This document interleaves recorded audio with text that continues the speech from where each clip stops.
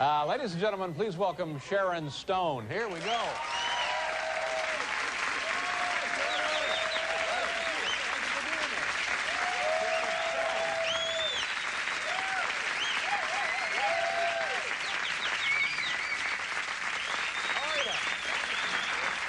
Where are you from? What part of the world? Pennsylvania. Pennsylvania. And what part of Pennsylvania?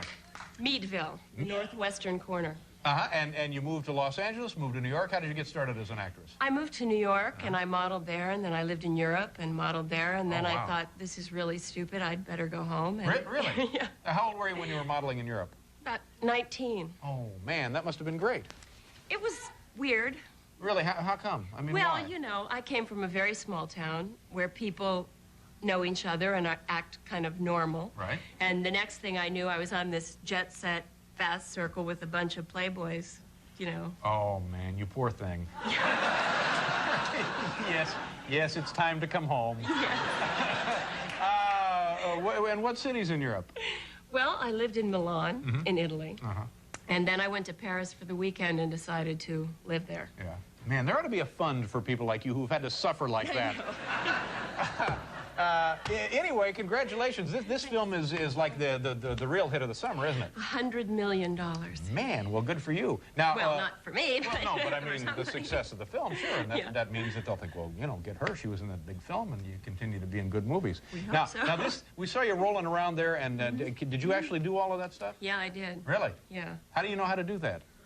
Well, when I got the part, I thought I probably should.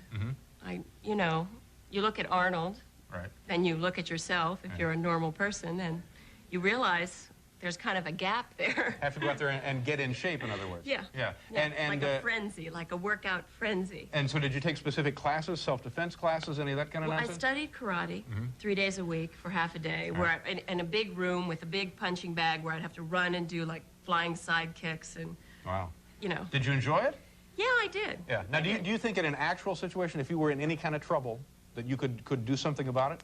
Well, if you lip off, maybe I'll kick you in the head.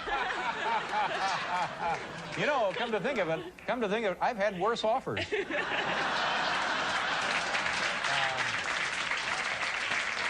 But has there ever been a time in your life when you sort of rose above and beyond yourself and behaved in a heroic fashion at all? A couple of times. A couple of times.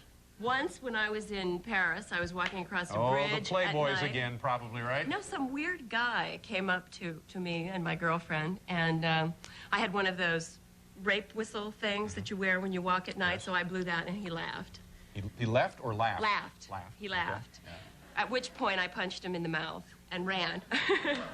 Really? So Yes. you just drilled the guy once? That seemed to be the only logical thing to do, right? Well, yeah, I guess. But see, well, okay, good for you. Running in the traffic going, stop, let me in your car. Yeah, well, good for you. I'm glad you got away with that. And then what was the other time? And then a couple years ago, I was shopping in a supermarket in Beverly Hills, where you would think you would be. Safe, relatively speaking. Pretty safe. What were you shopping for? Well, I had just come back from Africa, so I was shopping for everything. You know, jet-lag, tired, kind of in a moo-moo, and buying every household item. Right? So I have 7,000 things at the checkout counter, and a guy came in a ski mask and pointed this great big gun at me and started screaming, you know, anybody move and I'll blow her brains out. Oh, man, so he singles you out. Yeah. Now, this wasn't the guy from Paris. You know, I hope not. Irritated about that shot to the head.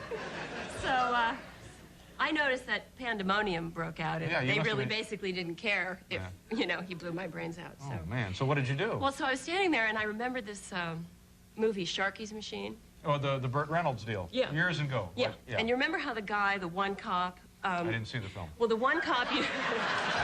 I'll fill you in. Okay. The one cop used to say he would never get killed by this serial killer because when the guy would come to him, he would zen out and become invisible. And for some reason, that popped into my mind. So I thought, okay, I'll just be calm. I'll just be really calm. I'll like slow down my breathing. I'll just look at him. I won't panic. I won't react. And as I was talking myself through this, some unsuspecting shopper came in through the door, and he scared him. And the guy turned around and grabbed this guy and put the gun to his head. Oh, wow. And at which point I did this kind of police drop roll back into the Jiffy Pop section. And I was like inching back the aisle, did another couple of drop rolls across the aisle. I'd done a police pilot. Oh, I see. And went in the meat locker and called the cops. You called the police and they said what? They said, you know, I called 911 with basically there's a guy in the store and he's and they're like, well, okay, we're on our way and stay there. And they counted the blocks. We're 6 blocks away. We're 5 blocks away. We're 4 blocks away. Okay, we're in front of the store. We're going to wait for him to come out because we don't want him to take a hostage. Sure. And we want you to come out and identify him. Yeah. Oh, man.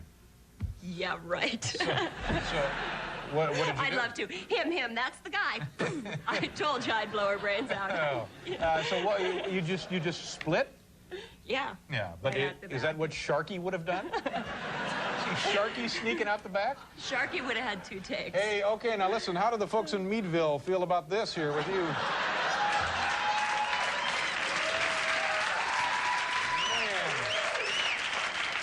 I think more importantly, Dave, how do you feel about Well, it? you're a lovely, lovely woman. There's no getting around that. But you know, I mean, your parents, they see you naked in this and they're going to say to themselves, well, what did they say? Well, I don't know. I mean, what do your parents say? When they see you naked?